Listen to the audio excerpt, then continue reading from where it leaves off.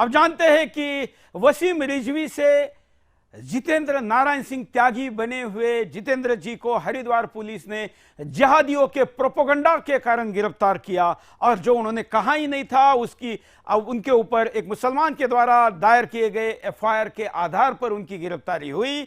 हालांकि उनके ऊपर धाराएं तो ऐसी लगी थी कि पुलिस स्टेशन से ही उनको बेल मिलनी चाहिए, लेकिन उसके बावजूद उनको जेल में डाला गया और अभी 3 दिन के बाद भी वो जेल में है। आज मैंने उनके साथ वीडियो कॉन्फ्रेंसिंग के द्वारा बात की, अधिकृत तौर पर की, नहीं तो कुछ लोग कहेंगे कि देखो सरकार के साथ इन्होंने गैर कानूनी काम किया। तो मैंने तो अधिकृत तौर पर उनको भाई की तरह मानते हुए एक पारिवारिक सदस्य के तौर पर आज उनसे वीडियो कॉन्फ्रेंसिंग से बात की।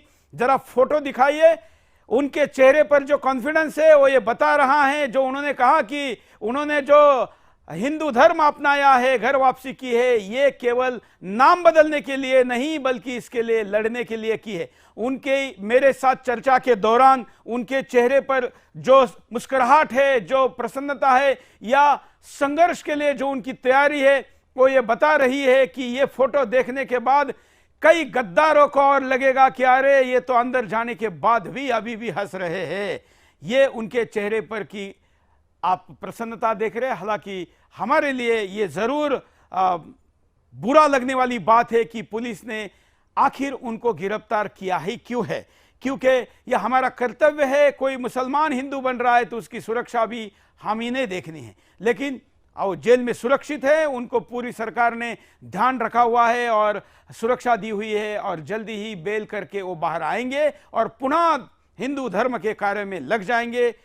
मैं उनके परिवार के साथ भी संपर्क में हूं और दूसरी जानकारी ये भी है कि इस जन धर्म संसद के में यति नरसिंहानंद जी को गिरफ्तार करने के बजाय उनके ऊपर कोई महिला विरोधी बयान का बहाना बनाकर उनको गिरफ्तार किया गया। पहले उनको अस्पताल में रखा गया, फिर उनको न्यायालयीन कस्टडी दी गई, अभी वो ट्रीटमेंट के अंदर है, लेकिन गिरफ्तारियां और होने की संभावना इसलिए कि देश के सर्वोच्च न्यायालय में एक बड़े ही योजनाबद्ध तरीके से हरिद्वार में हुई धर्म संसद को एक बड़ा आपराधिक षड्यंत्र के तौर पर प्रस्तुत किया जा रहा है और 78-76 वकीलों ने उसको कार्रवाई कर कर एसआईटी जांच की मांग की हुई है। यह याचिका कोर्ट के विचार में है और कोर्ट ने सरकार का पक्ष माना।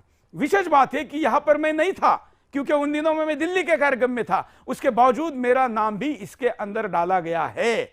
इतना ही नहीं, मेरे विरुद्ध एक साथ 2 जगह पर, मतलब सुरेश चौहान के डबल रोल, एक साथ में हरिद्वार में भी मेरे ऊपर एफआईआर हुआ है और 19 तारीख को मैं दिल्ली में जो मैंने हिंदू राष्ट्र की शपथ ली, शिवाजी महाराज की शपथ को पढ़ा, उस लिए मेरे ऊपर एफआईआर करो।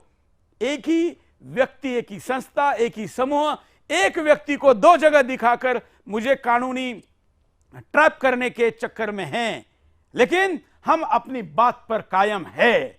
यह हिंदू राष्ट्र था, है और रहेगा। यह डॉक्टर हेडगेवार जी ने कहा था, यह हिंदू राष्ट्र है, यह छत्रपति शिवाजी महाराज ने कहा था। मैं उसको सिर्फ दोहरा रहा हूं और किसी भी कीमत पर दोहराता रहूंगा। इसके लिए लड़ने वाले कार्यकर्ताओं के साथ हूं, था हूं और आगे भी रहूंगा।